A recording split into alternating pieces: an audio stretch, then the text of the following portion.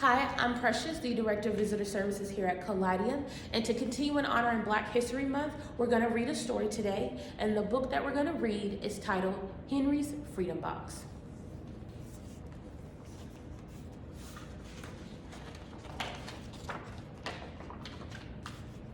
Henry Brown wasn't sure how old he was. He was a slave, and slaves weren't allowed to know their birthdays. Henry and his brothers and sisters worked in a big house where the master lived. Henry's master had been good to Henry and his family, but Henry's mother knew things could change. Do you see those leaves blowing in the wind? They are torn from the trees like slave children are torn from their families.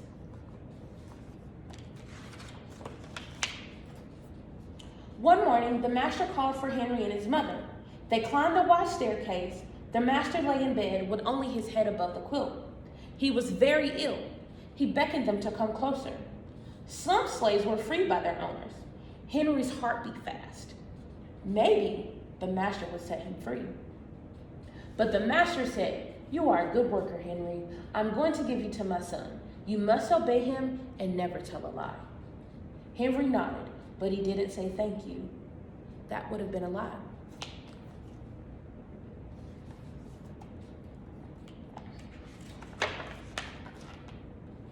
Later that day, Henry watched a bird soar high above the trees. Free bird, happy bird, Henry thought. He said goodbye to his family. He looked across the field. The leaves were swirling in the wind.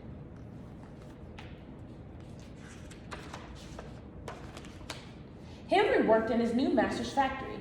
He was good at his job. "Do not tear that tobacco leaf," his boss yelled at the new boy. He poked the boy with a stick. If you made a mistake, the boss would beat you.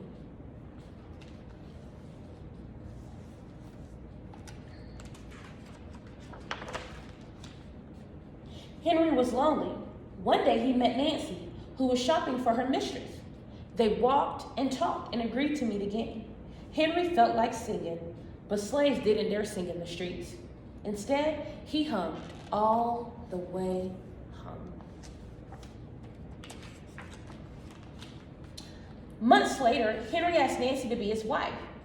When both of their masters agreed, Henry and Nancy were married. Soon there was a little baby, then another and another. Henry knew they were very lucky. They lived together even though they had different masters. But Nancy was worried. Her master had lost a great deal of money. "I'm afraid they will sell our children," she said. Henry sat very still.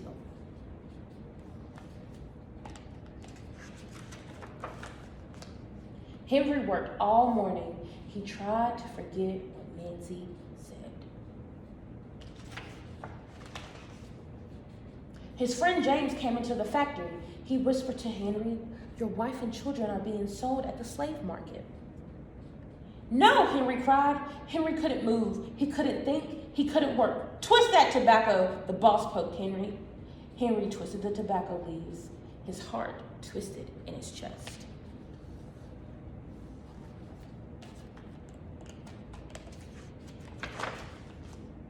At lunchtime, Henry rushed to the center of the market. A large group of slaves were tied together. Their owner shouted at them. Henry looked for his family. "Father, father!" Henry watched his children disappear down the road. Where was Nancy? He saw her the same moment she saw him. When he wiped away his tears, Nancy too was gone.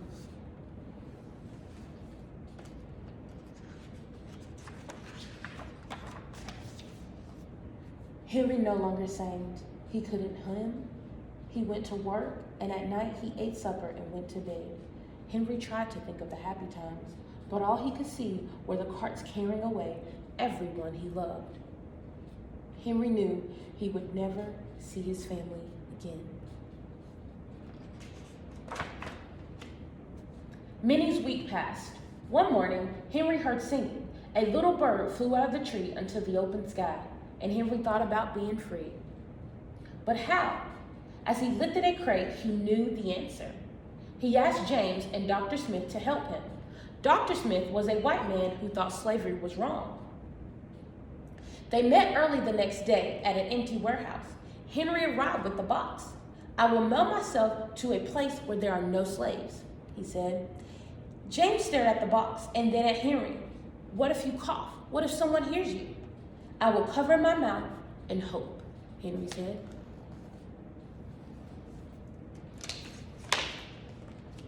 Dr. Smith wrote on the box, to William H. Johnson, Arch Street, Philadelphia, Pennsylvania. Henry will be delivered to friends in Philadelphia. Then he printed on the crate in big letters, this side up with care. Henry needed an excuse to stay home, or the work boss would think he had ran off. James pointed to Henry's sore finger, but Henry knew that wasn't bad enough. He opened a bottle of oil. No, James cried.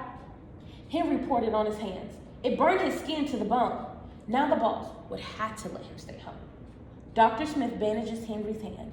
They arranged to meet the next morning at 4 o'clock.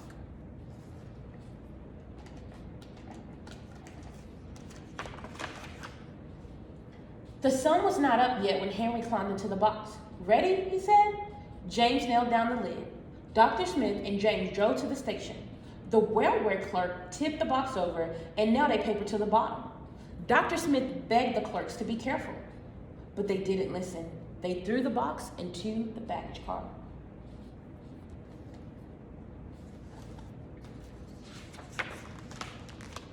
Hours passed. Henry was lifted up and thrown again.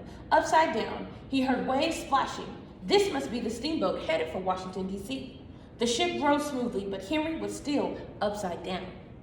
Blood rushed to his head. His face got hot. His eyes ached. He thought his head would burst. But he was afraid to move. Someone might hear him.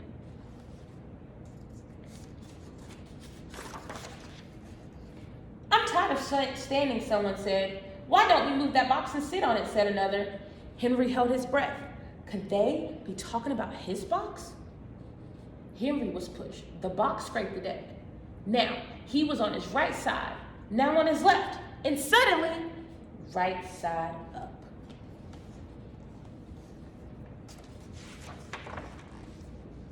What do you think is in here? Said the first man. Mail, I guess, said the other. I am mail, thought Henry, but not the kind they imagined.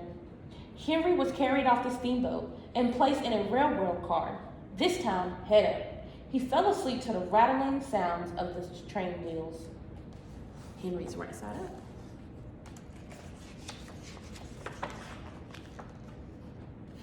He awoke to loud knocking. Henry, are you all right in there? All right, he answered. The cover was pried open. Henry stretched and stood up. 4 men smiled at him. Welcome to Philadelphia. At last, Henry had a birthday, March 30th, 1849, his first day of freedom. And from that day on, he also had a middle name. Everyone called him Henry Box Brown. And now we're going to read some author notes. In the mid-1800s, there were about 4 million slaves living in the United States. Slaves were owned like tables and cows or wagons. Historians believe 60,000 to 100,000 slaves escaped to freedom. They traveled on what became known as the Underground Railroad. The Underground Railroad, of course, wasn't a real railroad. It was all the secret ways slaves made their way from the south to the north. The fugitives hid in carts, rode on horseback, walked hundreds of miles through forests and swamps, and crossed falling rivers in summer and iceberg rivers in winter. They traveled any way they could to reach freedom. When Henry Brown climbed into his freedom box, he hoped he would be carried to a safe world. He brought along a small tool to make air holes, a little water, and a few biscuits. His only worry was about being caught. Henry arrived safely to Philadelphia, traveled 350 miles from Richmond, Virginia in 27 hours. His story made newspaper headlines in America and Europe, and Henry Box Brown became one of the most runaway slaves on the Underground Railroad and the man who mailed himself to freedom. Thank you for joining us